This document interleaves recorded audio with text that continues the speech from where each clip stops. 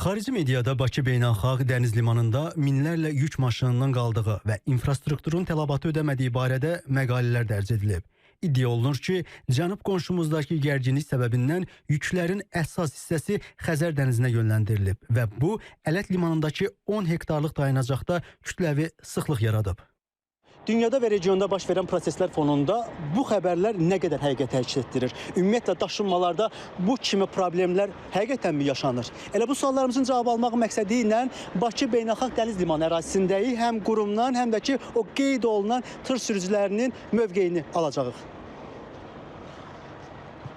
Yayılan dezinformasiyada belə deyilir ki, limanda hazırda 4000 tır gözləyir, amma Bakı limanı olaraq qeyd edə bilirik ki, nə indiki günlərdə, nə bundan əvvəlki günlərdə heç vaxt limanda 4000 ədəd tır gözləməyib. Hazırda Bakı limanında gözləyən tır və qoşqunun sayı 1463-dür.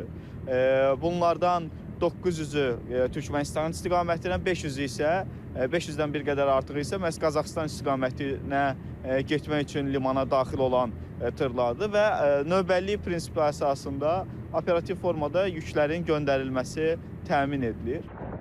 Qurum rəsmisi bildirir ki, Xəzər dənizindəki qeyri-sabit hava şəraitinə görə təhlükəsizlik məqsədi ilə gəmilərin hərəkətində 1-3 günlük gecikmələr yaşana bilər. Lakin bu, iddia edilən kimi xaotik vəziyyət yaratmır.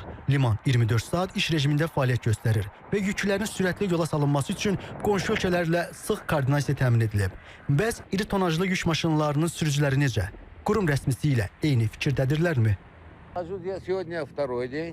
2 gündür buradayam, dünən gəlmişəm.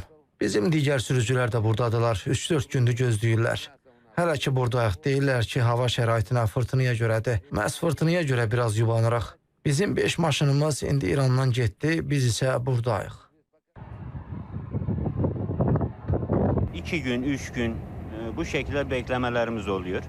Yani en fazla beklediğimiz burada 4 gün. İran'da malum olan savaştan dolayı bütün yoğunluk buraya geldiği için ister istemez sıra oluşuyor. Ama gemilerin de tabii ki bunlara yetişme gibi bir lüksü olmadığından dolayı bekliyoruz. Neçə gündür siz buradasınız?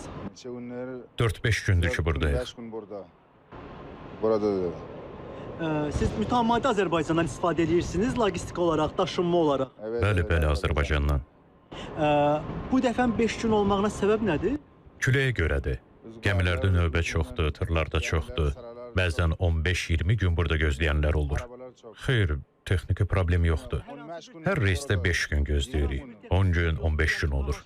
Qalma müddəti 14 günü keçdikdə isə hər reysə görə $205 cərimə ödəyirik. Sürücülərin sözlərindən də aydın olur ki, limanda